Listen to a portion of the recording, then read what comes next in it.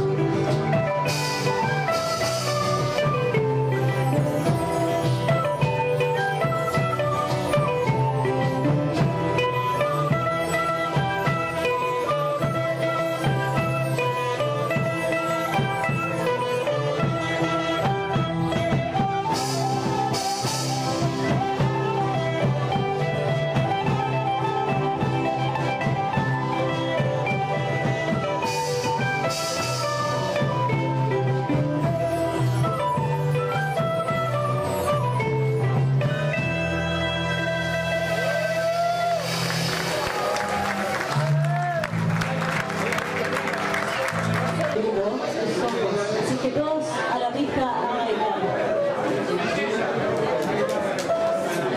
Quiero hacer la bienvenida oficial a un personaje que está con nosotros en la quena con solo 13 años.